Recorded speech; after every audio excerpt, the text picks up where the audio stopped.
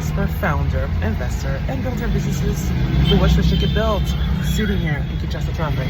Yes, so many of these are coming to mind. So something that I've been thinking a lot about, and I'm actually going to do a podcast, that's for Playbook podcast episode on this, is the business of Christianity. Okay, here's the thing. I'm going to take a bit of a different take. Over the holidays, because I'm a Christian, so I finished reading the Second Testament early last year. Then during Christmas, I started reading the First Testament. Now I'm in the book of Isaiah. So the First Testament, as you know, I believe from Genesis to, I think it's Deuteronomy, that's the Torah. The Torah is the Jewish Bible. So then I've been thinking a lot about this. So I started watching a lot of rabbis, like Jewish rabbis on wealth. Say what you want. This is not a political rant. Let's put aside our thoughts on what Israel is doing right now. Let's focus on the wealth building. The Jewish community, I've always been impressed by the fact that they've been oppressed for over 5,000 years. If you look at their history, and somehow when it comes to business and money, they've just nailed it.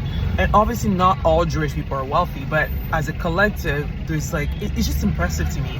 So then I became obsessed with it and watching it. And then I realized, I was like, I didn't know that rabbis who are like Jewish leaders in the synagogue and preachers, they're actually business mitigators. So how does it work? You and I are both Jewish. We're part of the same synagogue in New York.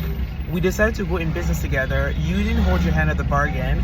Instead of you and I going to court because I'm suing you, no. That's costly and it takes time.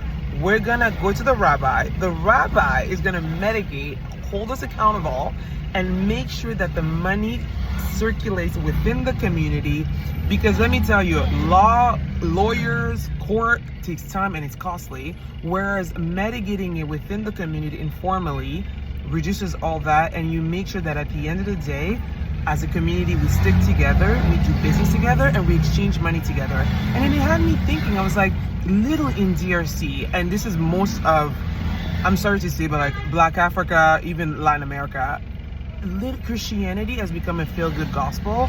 And I'm like, why aren't pastors utilizing their platform to build wealth within the congregation, which is not necessarily a bad thing, because your followers then becomes people that are economically viable, donate to the church uses that money to build communities rather than enrich the pocket of pastors.